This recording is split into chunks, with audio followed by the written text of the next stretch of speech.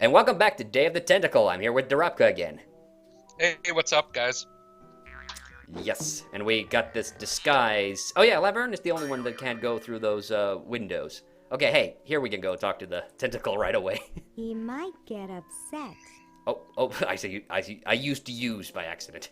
Hello, I'm a tentacle. I'd like to enter Oh. my insignificant human in the show. Oh my, yes, of course. Take these tags and put them on your human and have them wait on the bench in the lobby. Entrance will be judged in 3 categories. Best smile, best hair, and best laugh. Thank you, fellow tentacle. Unlike humans, you have been very useful. Oh, thank you. Believe me, it was my pleasure. Now all I need is a human. No, all I need is Yowza! That was one good-looking tentacle. Yeah, I love that, especially like with your head, big human head sticking out of the top suction cup, and he doesn't notice. I mean, it's beyond the paper thin disguise. So. Yeah, I love that. Okay, hey, and now we can run around freely, and we don't have to keep bullshitting the guard tentacle, so we can get outside, so we can use the chronotron like completely freely. But we can't get in the basement. I wonder if that still leads down to Dr. Fred's old lab. I don't think I can open it. Sorry, I'm under strict orders from Tentacle Number 1, the Almighty Elder, the Grand Poobah. I forgot that he had the mustache. Yeah. Anyone near this clock. But I mean, yeah, this guy was yelling at us when the tree disappeared as well. And a darned attractive one, Yeah. I might add. But no one gets to this clock while I'm here. And unless I have to go chase down some escaped humans, I'm glued to this spot. Rats. You heard One the thing- man. oh. Escape! You're talking to the wrong people. We like it here. We're celebrities. Yeah, what were you about to say? Yeah. One thing I wanted to mention, because in the previous episode we talked about Sierra Adventure games. Most of the early Sierra games, they got like a remake where they had the better interface, either by Sierra themselves or some of them also by fans. Stupid tentacle. So, especially the first 3 King's Quest games, they have 3 very excellent fan-made remakes. Yeah, That I where think they yeah used to- the only one that I think I'm familiar with is the VGA remake of Larry 1. So Yeah, but that one was official. That's like the first remake. yeah, They actually remade it a second time as Larry Reloaded. yeah, I know, Obviously- I have it as well. Yeah, I love that. Yeah. Yeah. So that might be the only exception. I never actually played like the original text parser version of that, but I might actually, because like the puzzles are with slight alterations. It's mostly the same. Yeah. And the original Larry is actually technically a remake of an older game. Yeah, I know. Yeah. The text adventure one. Yeah, exactly. So yeah, that's another funny one. Okay, now we are kind of at a crossroads. There's a bunch of stuff we can do. I never remember. Oh, hey, yeah, this is the we need the can opener now, because that had the when we gave Tom Jefferson the bottle of wine, he put it in his time capsule. So that was the time capsule. Yeah, Hoagie has the can opener. So now we need to, and actually I've talked about this puzzle in an older video. It was the dumbest adventure game puzzles video. because here's the thing, I did not know that if you keep wine long enough it turns into vinegar. Yeah. Yeah, so this was something like, I had no idea that this time capsule first of all had any relevance to anything. And then I remember I was stuck for the longest time as Hoagie because I couldn't find the vinegar, and where the hell is it? And so let's send it. So now we get to send it back to Hoagie. This is a nice little exchange here. Well, Yeah. wine, you can age it for I think about 30 years where it's still drinkable, but after that it will just you have to like turn it, and you have to have it in a cool environment and everything. You have to have like specific conditions to do that. Yeah, exactly. But I I think beyond 30 years, you cannot really age it more. Like, Yeah. there might be exceptions. I don't know about that, but Yeah, and it's been in the time capsule for 400 years because Hoagie is 200 years in the past. there is wine that hasn't been I need opened. that Like, for my there's some Superman old wine. wineries, for example, in Hungary, and I'm sure also in France and other places where they have wine, where they have 100 years old wine that hasn't been opened, but it's not drinkable anymore. You know, obviously, it's just there for, like, like kind of Much to see. as an interest thing, as a time capsule of Yeah. its own. You know, but Yeah, exactly. they don't open those bottles. Yeah, exactly. Okay.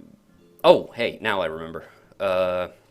We can send some more stuff to Laverne. She's gonna need the fake barf at some point, and she's gonna need the box of laughs, and anything else? No, nothing else right now.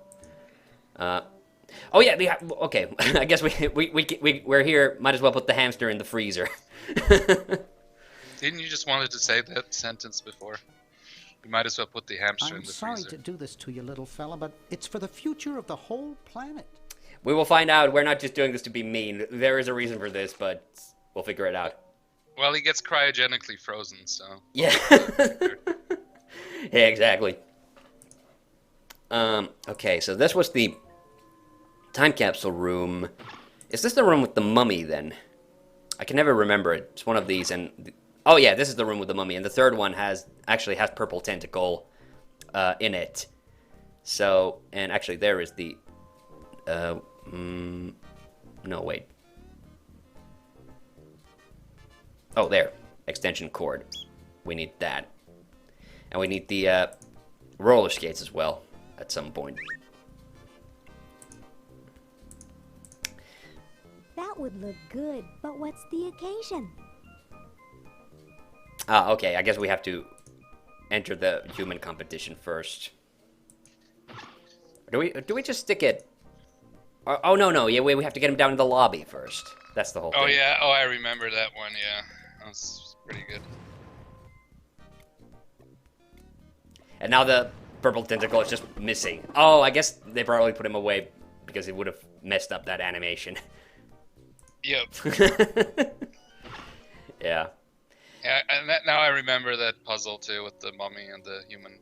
Yeah, it's pretty good stuff. Yeah. All right. This is all stuff we need for the human competition. Well, I guess we could. Oh wait. Let's go pick up the hamster. I can't. Looks like there's some kind of rodent down there. Oh, that it bugged out the text there, but she said that there's some kind of rodent in there.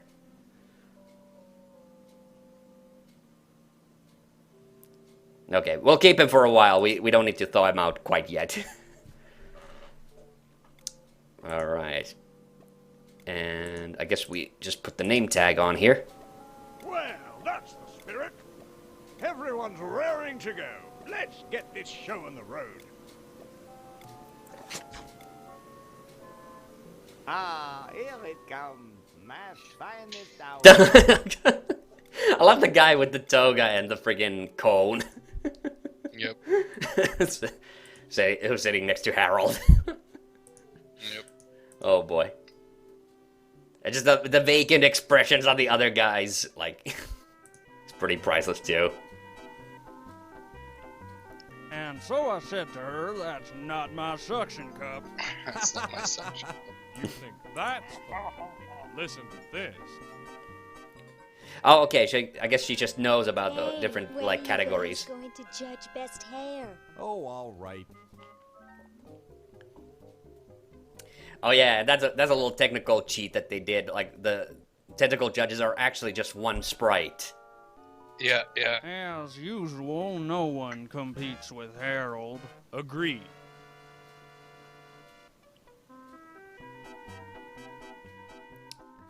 So there's the hair, then there's the best smile. Hey, when are you guys going to judge best smile? Oh, all right. Yep.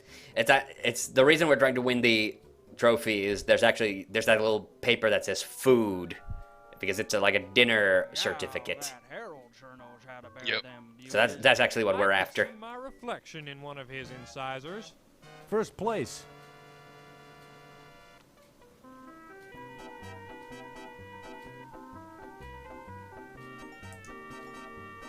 Hey, when are you guys going to judge best laugh?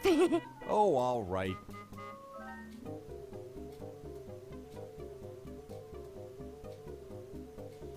Okay, who's got a joke? Hey, I just flew in from Baltimore, and boy are my suction cups tired. Oh boy. Classic.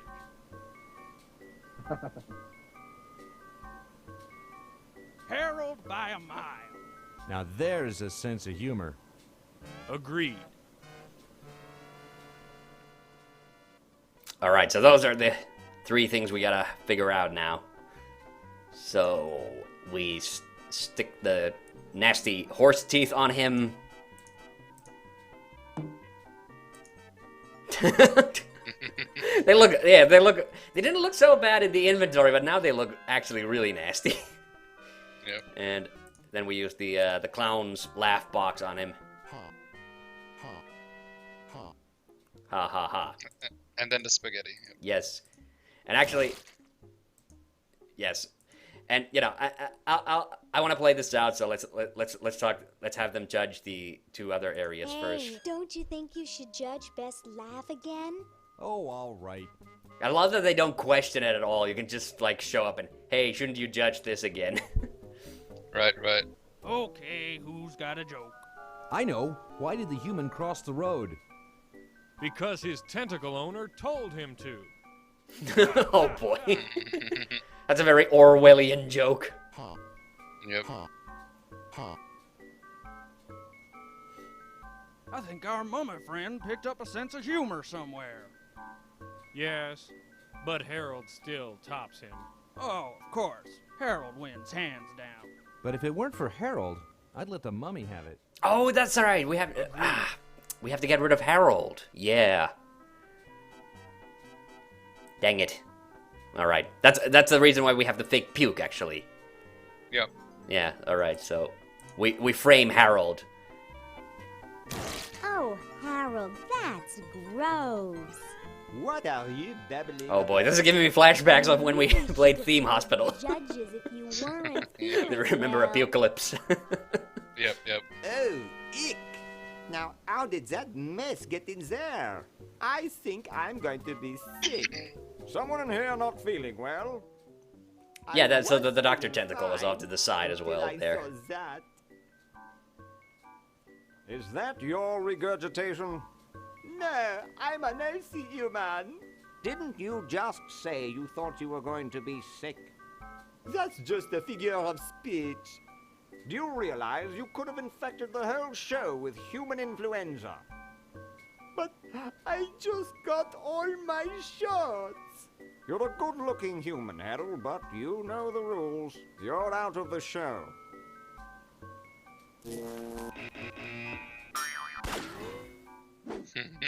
What a mess. I hate cleaning up after humans. And the animations are just great. Like They definitely are. yeah, Larry Ahern definitely did a good job on this one. And obviously, when he directed Curse of Monkey Island, then later they also kept this kind of art style. I don't remember seeing his name here. I don't know if Bill Tiller was working on this, but he was another big art guy at LucasArts and worked on. He did work on Full Throttle and Curse of Monkey Island, and then later he actually directed his own adventure game, like in the somewhere between 2005 2010. I don't know if you've heard about it. It's like this where you play like as this lady vampire. I forget what it's called. I don't know. It doesn't ring a bell. Okay, yeah. And I don't remember the name of it, so. Hey, don't you think you should judge best smile again? Oh, all right. Oh, we got to hear a third joke because we messed up that other one. Right. I love the guy has like the 5 o'clock shadow and like There's doesn't even nothing in the try. rules about them being Yep. white. First place goes to the mummy. Yeah, no rule about them teeth being white. Yeah. Yep. And then, yes, best laugh again. Don't you think you should judge best laugh again? Oh, all right.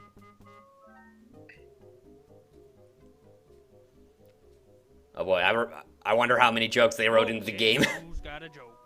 I got one.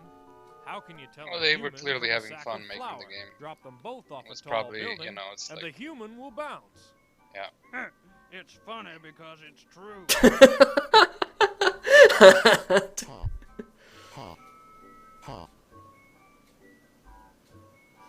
It's amazing how the mummy can do that without moving his lips. I say we give him first place. Agreed. Oh boy. That reminds me of that really, really stupid joke, which is like, how can you tell when a lawyer is lying? And Oh. well, his lips are moving, so yeah. Oh, yeah, Yeah, right. that's a really cheap one. Oh, I almost did it already, but actually I want to... Hey, don't you think you should judge best hair again? Oh, all right.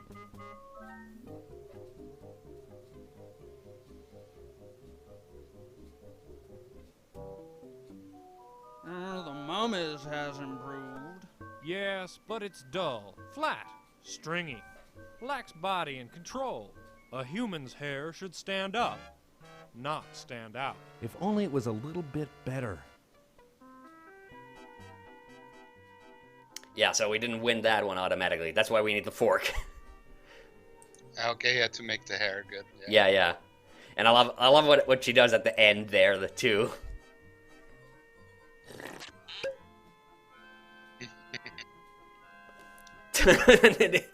It's that nasty meatball. I wonder where the meatballs actually came from, because I'm pretty sure like Hoagie didn't send her meatballs.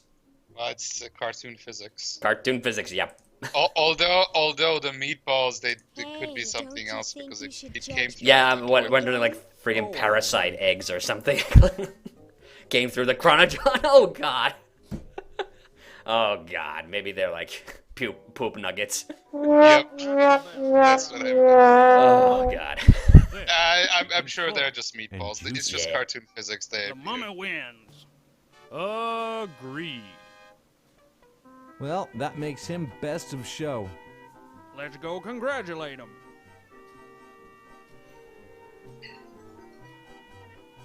He is very well preserved. I'll miss his laugh. It's time to give him his winnings and start packing up. We gotta get this whole show to Baltimore by Thursday. Yes, our work here is done. That is one of my favorite visuals from the game. Yep. Him winning the friggin' contest. Well, Ted, this is where we part ways. You've certainly helped save humanity. Even though you've been dead for thousands of years, I think you're my favorite Edison. All right. Meanwhile, okay. Lieutenant, I want to ask you something. It may trouble you. Ask away, sir. I can take it. I've got a strong stomach, nerves of steel, bowels of brass. Suck at it, son. This is important. Have any of your friends seemed a bit firm lately? Ooh, ick. You mean like non-squishy and non-slimy? That's right. Come closer. I've recently become suspicious that humans might try to infiltrate us. No. Though basically stupid, they can be tricky. They may be in disguise. Yeah. All right. And you know what? Let's change time periods again. And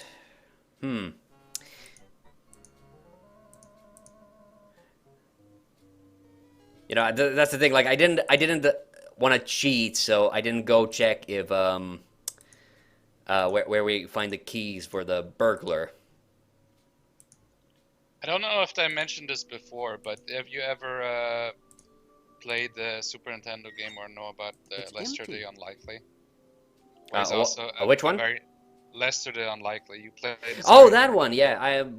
I've seen the AVGN episode on it. Yeah. Yeah. Then it's just funny because they're both this classic nerdy, really weird walk cycle. Yeah. Yeah. No. I wondered like who did that game. Hey, let's go talk to this guy in the ski mask. Don't sneak up on me like that. Oh yeah, that's the other thing. Like, a lot of these guys are obviously like as we mentioned in the previous episode. The guy who was the military, I forget what his name is, but like how he talks a bit like Boris Karloff, and this guy is clearly doing a Jack Nicholson impression. So that was actually quite intentional. So they did a lot of that with these. What are you up nice. to? I locked my keys in the car. There is a adventure game based on the Lovecraftian mythos, the Cthulhu mythos. I forgot the name. I think it's just called Call of Cthulhu, but they literally had where characters, when you would talk to them, you click on and talk to them, it would zoom into their face, and they literally had the characters based on different actors, like Vincent Price. There's another guy who's based on Jack Nicholson, specifically Jack Nicholson from The Shining. Oh yeah. So they kind of made their dream cast. Because it's all actors and characters from horror movies. Because the Cthulhu mythos is like a series of supernatural horror. I know. Yeah, but I just cracked up because you said Dreamcast. Like the Sega console. Oh, that was completely accidental. Yeah, but that was good. But yeah, I like that. Yeah, that's a really cool idea. They basically did the same thing. About Metal Gear, but the ones that came before the PlayStation 1, like the second Metal Gear that was only on the MSX computers. Yes, and they basically made all the characters look like famous people. So, Solid Snake in that is modeled after Mel Gibson, and the Colonel is obviously Richard Crenna from Rambo, and I think there's like Danny DeVito and Albert Einstein and like a bunch of others. And nice. Yeah, but the problem with that, because when they re-released it as a part of some collection, I forget which one, like maybe Metal Gear Solid 3 or something, they had it like as an unlockable extra. Because some of those celebrities were like really big celebrities, and because they're still alive, Einstein obviously not, but like Mel Gibson's obviously alive, they had to then redesign the sprites because they were afraid that they'd get sued. This is not the first time it happened, because in Japan it's pretty common to have, when they make characters, they base them off real people, like the famous Mike Tyson one. But Balrog, in Street Fighter, basically the same thing. Well, that's that's a pretty, most people know that, like who's into these things. Yeah. Nice crowbar. Thanks. Don't even think about asking. But yeah, a lot of, especially in fighting games, they're based on wrestlers, and a lot of people, like of course Bruce Lee. Like every fighting game has a Bruce Lee. So. Exactly. Bruce Lee wannabe. Yeah. Yep. All right, let's. I went to that part where you can see the machine pumping out the sludge into the river, but that didn't. But I remember that's like the one location in this whole game that actually doesn't like benefit you at all. There's nothing useful there. So it's kind of a red herring, yeah. Yeah, exactly. You can actually turn off the sludge machine, but it obviously doesn't do anything because this is today. It's not yesterday. Yep. And I guess we'll do this Decaf puzzle. wouldn't help there. Why? Why wouldn't it help? Mug. Yeah, I didn't click the mug. I missed it. Thanks. I needed a little pick-me-up.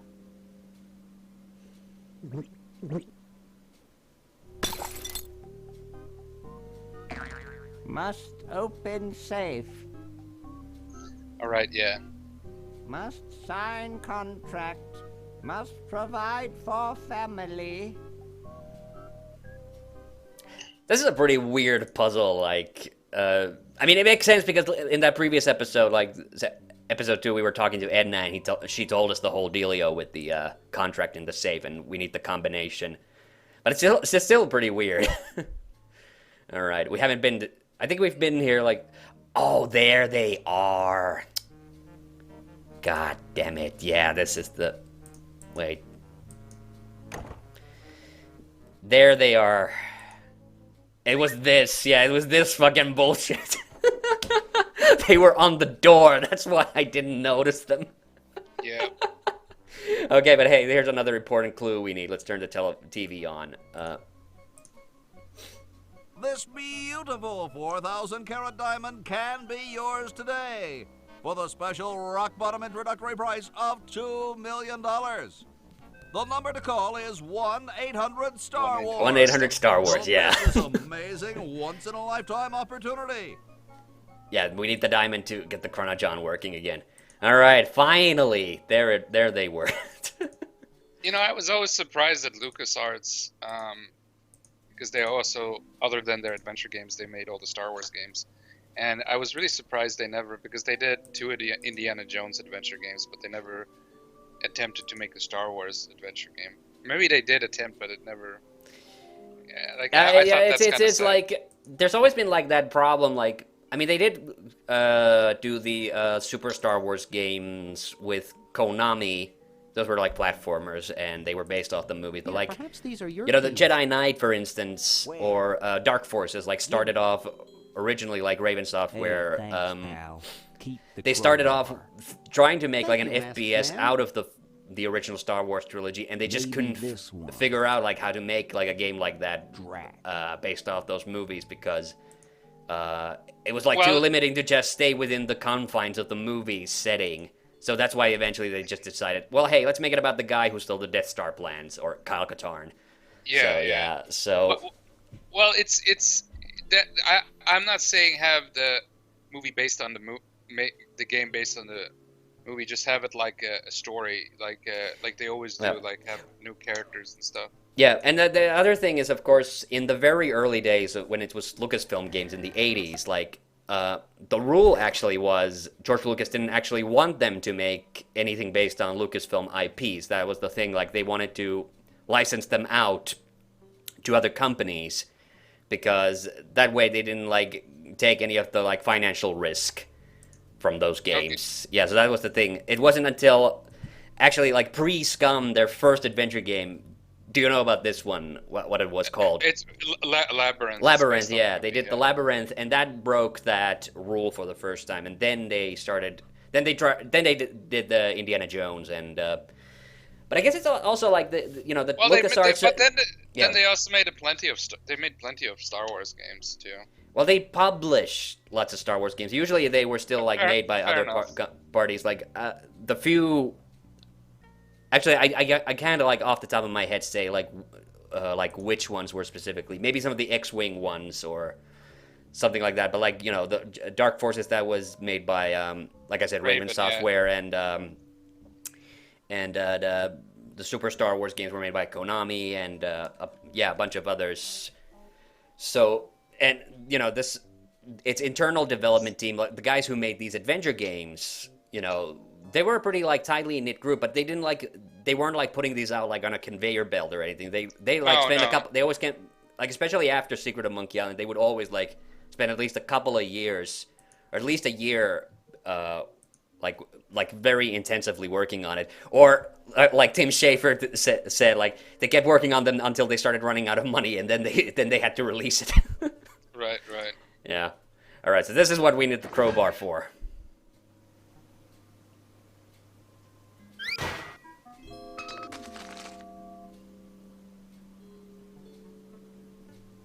And he needed 1 penny.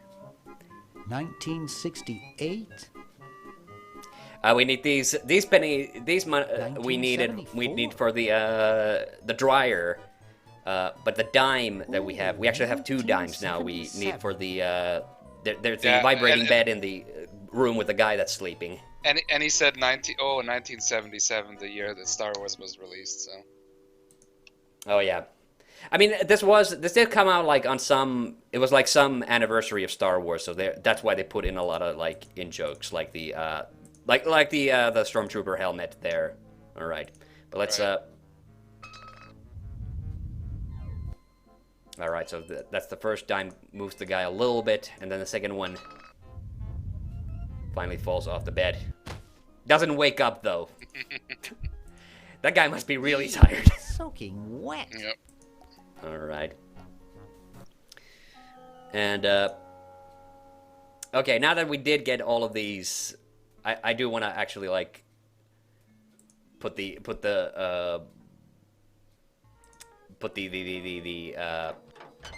shirt in the dryer. Wait a minute. And it says like, it says 25 cents. So these are quarters. Oh yeah, that's why. 25 cents for every 30 minutes, and there's like. I figure this is about $876,600 worth of quarters. Now I don't know if that actually translates to as like 200 years in the dryer, but I'm pretty sure Dave Grossman did the math on that, because Dave Grossman was the guy who always did the really nerdy, like, intellectual jokes. So yeah, Right. That's the reason why Ron Gilbert chose him and Schaefer to help him like write Secret of Monkey Island, because Schaefer's the guy who comes up with all the goofy stuff. Gilbert has like a very dry sense of humor, and Grossman is like the biggest nerd, so he comes with the nerdiest jokes. Yep. Right. So yeah, that's why that cocktail of jokes then works really well. Worked really well in like Monkey Island. Yeah. I don't remember if Grossman might have also worked on the original Maniac Mansion, but I think. Hey, Hanno, don't Yes? say that. That's gross, man. Yes. Yeah, exactly. That's a stupid joke of the day. I'm Yeah. here to see you, big boy. Yeah. I think they actually did, because I think Grossman helped. He helped with something on the Tales of Monkey Island in the third episode, because that's the one that had Murray, and so in the credits, Murray's like making fun of the people in the credits. So I think he said something about that. Right, nice. I'm here by accident. Bye. Hey, I don't want to be here either. Okay, I went here by accident because that was actually true. I was trying to go to the kitchen, and I froze. And actually, I just looked at the time. I think it's time we have to end this episode. So see you on the next one. Bye bye.